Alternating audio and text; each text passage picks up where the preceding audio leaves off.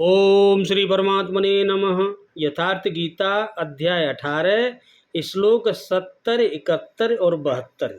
तीन अध्यस्यते च यैवं धर्मस्य संवादम् आवयो ज्ञान यज्ञेन तेन अहम इष्ट श्याम इति मे मते। श्रद्धावान अनुसूय च शृणुयात यपि य नर स अपि मुक्त शुभान लोकान प्राप्नुयात पुण्यकर्माण। कञ्चित् एतत्सूत्रं पार्थ त्वया एकाग्रे चेतसा कच्चित् अज्ञानसम्भोः प्रनष्टते धनंजय। भगवान बोले, अर्जुन, जो पुरुष इस धर्म में हम दोनों के संवाद रूप गीता शास्त्र को पढ़ेगा उसके द्वारा भी मैं ज्ञान यज्ञ से पूजित होऊंगा, ऐसा मेरा मत है।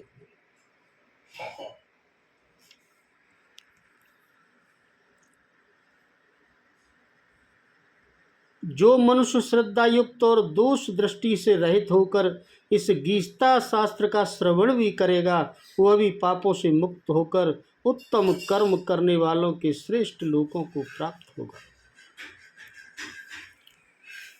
और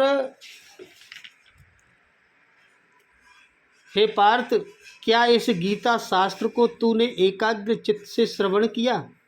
और हे धनंजय, क्या तेरा अज्ञान जनित मोह नष्ट हो गया है?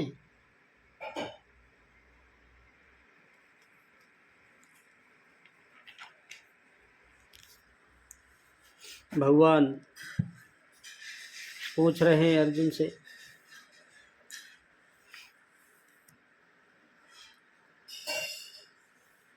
जो पुरुष इस धर्म में हम दोनों के संवाद का यथेच्छते यानी भली प्रकार मनन करेगा उसके द्वारा मैं ज्ञान यज्ञ से पूजित हो जाऊंगा। अर्थात ऐसा यज्ञ जिसका परिणाम ज्ञान है, जिसका स्वरूप पीछे बताया गया है, जिसका तात्पर्य साक्षात्कार के साथ मिलने वाली जानकारी, ऐसा मेरा निश्चित मत है, भगवान ने कहा। और जो पुरुष श्रद्धा से युक्त और ईर्षा रहित होकर केवल सुनेगा वह भी पापों से मुक्त होकर उत्तम कर्म करने वालों के श्रेष्ठ लोगों को ही प्राप्त होगा।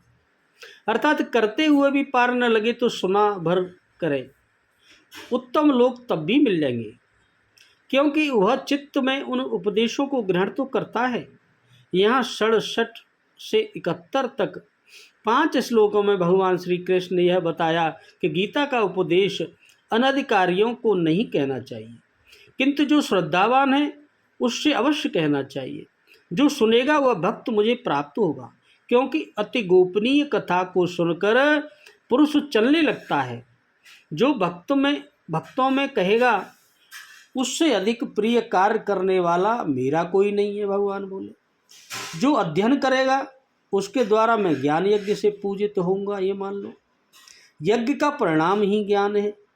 जो गीता के अनुसार कर्म करने में असमर्थ है किंतु श्रद्धा से मात्र सुनेगा वह भी पुण्य लोगों को प्राप्त होगा। इस प्रकार भगवान श्री कृष्ण ने इसके कहने, सुनने तथा अध्ययन का फल बतलाया। पूरा प्रश्न पूरा हुआ। अब अंत में वो अर्जुन से पूछते हैं कि कुछ समझ में आया आपके? हे पार्थ, क्या मेरा यह वचन तूने एकाग्र चित्त होकर सुना? क्या तेरा अज्ञान से उत्पन्न मोह नष्ट हुआ? इस पर अर्जुन आगे बोलेंगे।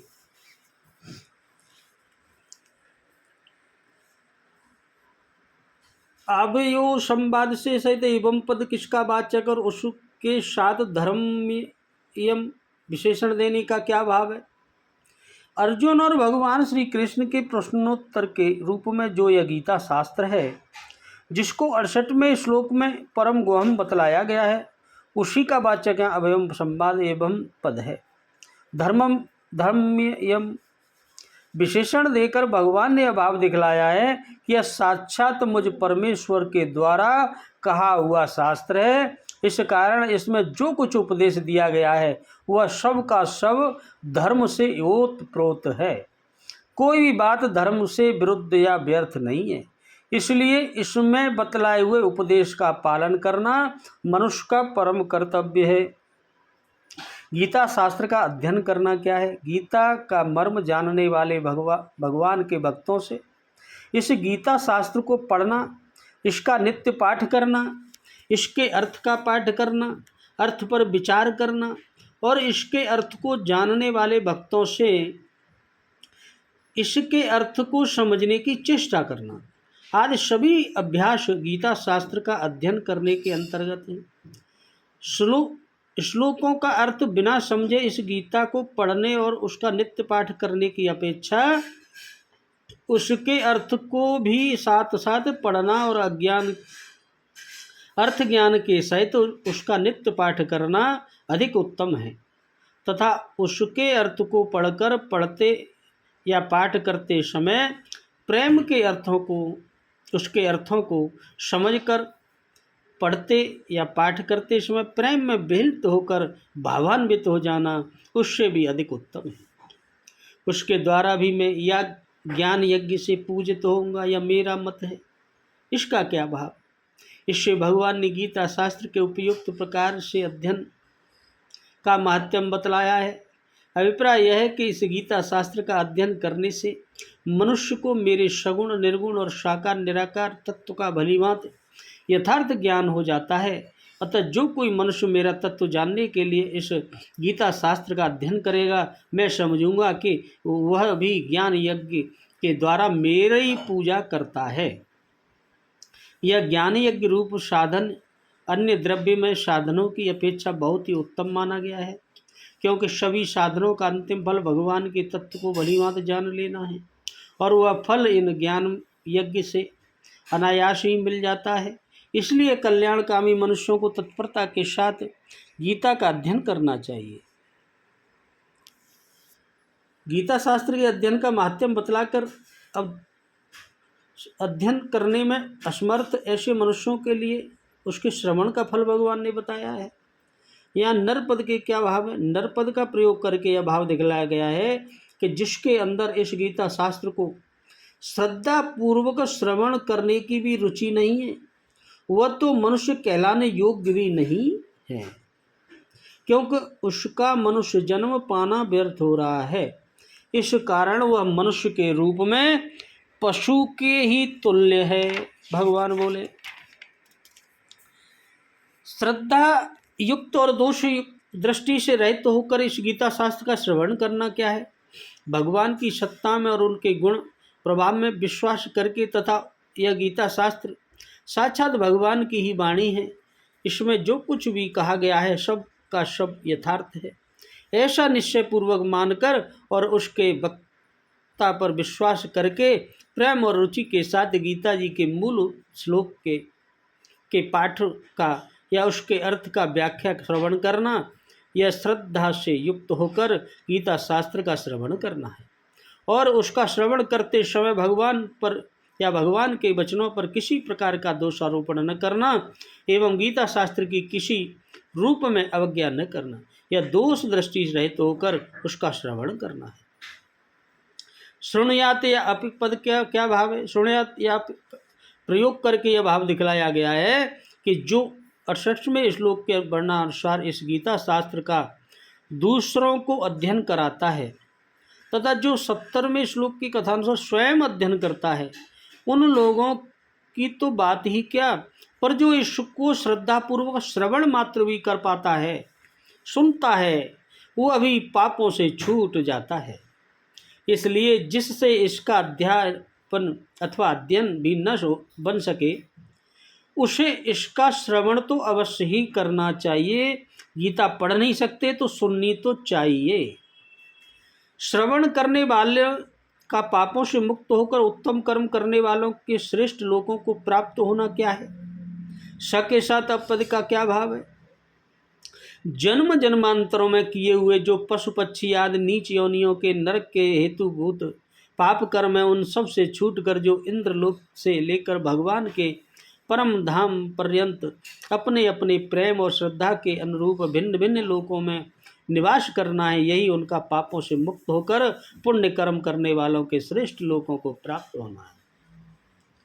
श के साथ अब का प्रयोग करके यह भाव दिखलाया गया है कि जो मनुष्य इसका अध्यापन और अध्ययन न कर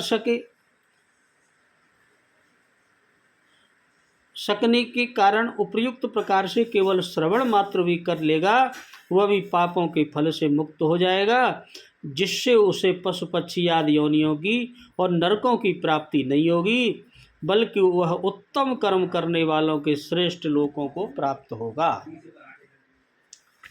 और एतद पद यहाँ किसका वाचक है? और क्या इसको तूने एकाग्र चित्त से श्रवण किया? भगवान ने पूछा। इसका क्या भाव है? दूसरे अध्याय के 11वें श्लोक से आरंभ करके इस अध्याय के 66वें श्लोक पर्यंत भगवान ने जो दिव्य उपदेश दिया है, उस परम गोपनीय समस्त उपदेश का वाचक एतत् पद है। उस उपदेश का महत्व प्रकट करने के लिए ही भगवान ने यहाँ अर्जुन से उपयुक्त प्रश्न किया है। अभिप्राय यह है कि मेरा ये उपदेश बड़ा ही दुर्लभ है। मैं हर एक मनुष्य के सामने मैं ही साक्षात परमेश्वर हूँ, तू मेरी ही शरण में आ जा इत्यादि बातें नहीं कह सकता। इसलिए तुमने मेरे उपदेश को भलीभांति ध्यानपूर्वक सुन तो लिया न, क्योंकि यदि कहीं तुमने उस पर ध्यान न दिया होगा तो तुमने निस्संदेह बड़ी भूल की है। क्या तेरा अज्ञान जनित मोह नष्ट हो गया? इसका क्या भाव है? इस प्रश्न के भगवान ने यह भाव दिखलाया है कि यदि तुमने उस उपदेश को भलीभांति सुना है तो उसका फल भी अवश्य होना चाहिए। इसलिए तुम जिस मोह से व्याप्त होकर धर्म के विषय में अपने को मूढ़ चेता बतला रहे थे तथा अपने स्वधर्म का पालन करने में पाप समझ रहे थे और समस्त कर्तव्य कर्मों का त्याग करके भिक्षा के अन्न से जीवन बिताना श्रेष्ठ समझ रहे थे, एवं जिसके कारण तुम स्वजन वध के भय से व्याकुल हो रहे थे और अपने कर्तव्य का निश्चय नहीं कर पा रहे थे, तुम्हारा वह अज्ञान जनित मोह अब नष्ट हो गया या नहीं? यदि मेरे उपदेश को तुमने ध्यानपूर्वक सुना होगा तो अवश्य ही तुम्हारा मोह नष्ट हो जाना चाहिए। और यदि तुम्हारा मोह नष्ट नहीं हुआ है तो यही मानना पड़ेगा कि तुमने उस उपदेश को एकाग्र चित्त से नहीं सुना। यहाँ भगवान के इन दोनों प्रश्नों में यह उपदेश भरा हुआ है कि मनुष्य को इस गीता शास्त्र का अध्ययन और श्रवण बड़ी सावधानी के साथ एकाग्र चित्त से तत्पर होकर करना चाहिए, और जब तक अज्ञान जनित मोह का सर्वथा नाश न हो जाए तब तक यह समझना चाहिए कि अभी तक मैं भगवान के उपदेश को यथार्थ नहीं समझ सका हूँ। अतः पुनः उस पर श्रद्धा और विवेक पूर्वक विचार करना चाहिए। इस प्रकार भगवान के पूछने पर अर्जुन भगवान की कृतज्ञता प्रकट करते हुए अपनी स्थिति का वर्णन आगे अर्जुन बोलेंगे अगले श्लोकों में, वो कल होगा। बोलो राधे राधे, जय जय श्री कृष्ण।